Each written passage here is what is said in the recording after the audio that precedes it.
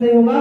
मुझे लगता है कि समाज में आज भी महिलाओं के साथ, बेटियों के साथ, बहनों के साथ जो उत्पीड़न का मामला सामने आता है, हम सभी को संकल्प लेने का दिन है।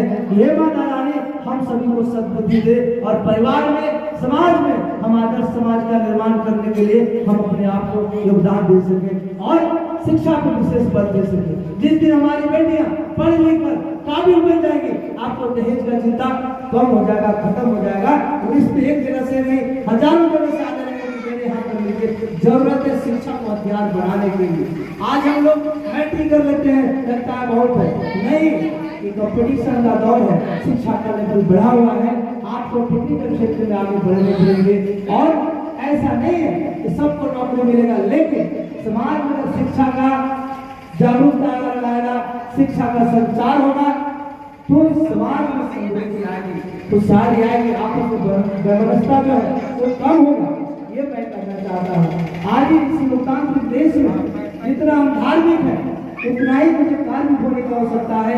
इस लोकतांत्रिक देश में हमारा जो भारतीय होने का धर्म है उसको भी निर्वहन करने की आवश्यकता है। मैं बात कर रहा हूँ इस लोकतंत्र के 4 स्तंभों की, विधायिका की, कार्यपालिका की, न्यायपालिका की, पत्रकारिता की। हमारी इसमें हिस्सेदारी, हमारी इसमें प्रेजेंटेशन उपस्थिति बहुत कम है। इसलिए हम सभी को एकत्रित होकर, संगठित होकर शिक्षा के रास्ते बड़े बड़े पदों पे सारे विभागों में आगे जाके बढ़ करके आज दिल्ली थाना प्रभारी महोदय आपको विराजमान है।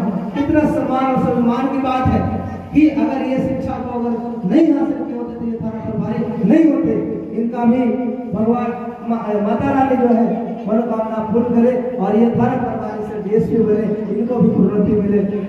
ऐसा करने से कल करने से करता है, खाली सोचने से नहीं होगा।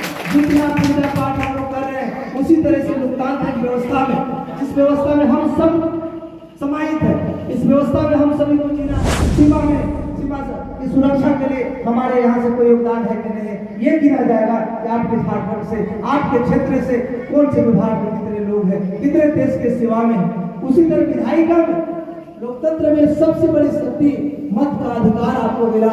लोकतंत्र राजतंत्र को खत्म करने के बाद स्थापित किया गया था, क्योंकि राजतंत्र में एक राजा के घर में ही राजा पैदा होते थे।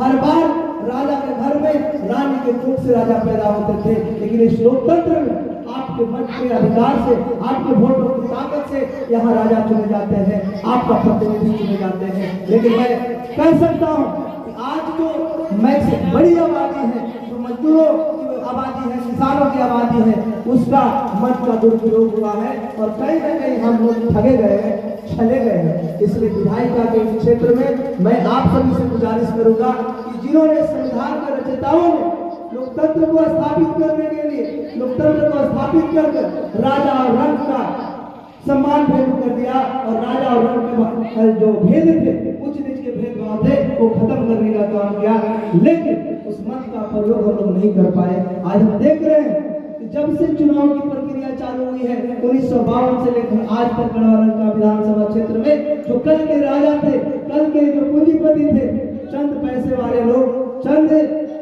बाहुबली लोग इस गढ़वाल का विधानसभा क्षेत्र में लगातार राज करते आए हुए हैं। सत्ता परिवर्तन के साथ हम विश्वास रखते हैं कि अगले बार हमारा ये सुनेंगे, हमारा प्रतिनिधि के साथ डायरेक्ट बात होगा। लेकिन आज आप देखेंगे कि जिनको आप बड़ी बेसब्री से इंतजार के बाद जो सत्ता परिवर्तन करके सत्ता में लाए, उनसे मिलने के लिए, उनसे बात करने के लिए आप लड़ाई रहेंगे। घंटे नहीं 3 बार बैठे रहेंगे लाइन में, लेकिन आपको बैठने का मौका नहीं मिलेगा, बात करने का, आपको दुख दर्द बताने का मौका नहीं मिलेगा। इसलिए मेरा कहना है कि जब तक आपके बीच का प्रतिनिधित्व करने वाला व्यक्ति आगे नहीं जाएगा, आपको थाली में खाने वाला व्यक्ति नहीं आएगा, तब तक आपके तकलीफ को, आपके दर्द को नहीं समझ पाएगा। इसलिए इस क्षेत्र में भी हमें संगठित होकर जिस तरीका से इस पूजा को हम लोग संपन्न कर रहे हैं, आज पूजा अर्चना के माध्यम से आने वाला दिनों में सत्ता जब परिवर्तन की बात होगी तब हमें अपने हिस्सेदारी की, अपने इस प्रतिनिधित्व में स्थापित अपने आप को करने की बात करनी होगी और इस संकल्प के साथ हम लोग आगे बढ़े कि हे माता रानी हम सभी को हर एक क्षेत्रों में सद्बुद्धि दे और आगे बढ़ने में ताकत दे, ताकि हम अपनी बाधाओं को खुद अपने स्तर पे भी दूर कर सकें। आज बड़े बाबू कह रहे थे तो बहुत तकलीफ होता है कि छोटे छोटे मुद्दे जो है थाना में पहुंच जाता है, हम क्या कर सकते हैं। इतने बड़े मुद्दे नहीं होते, कुछ मुद्दे कुछ परिवार में टकराव हो सकता है, लेकिन उसको हम मिलजुल कर बड़ी धैर्य और शालीनता से समझौता और सुलह कर सकते हैं। लेकिन आज हमारे अंदर धैर्य नहीं है, हम तामस में आ जाते हैं। कहीं ना कहीं अगर नशाखोरी की बात करें, शराब हमारे जीवन में बहुत बड़ा अंदर से कोढ़ की तरह खोखला कर रहा है और समाज में मतभेद लाने के लिए बहुत बड़ा कारण है।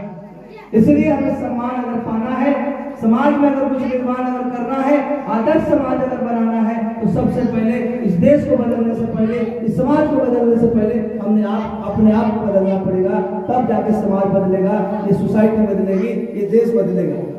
इसी चंद शब्दों के साथ में आप सभी सुनने वाले माता बहनें, बुजुर्ग, गार्जियन, नौजवान साथी को फिर से पुनः नवरात्रि की, दुर्गा पूजा की ढेर सारी शुभकामनाएं।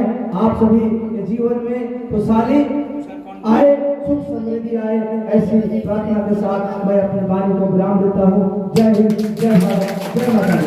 धन्यवाद।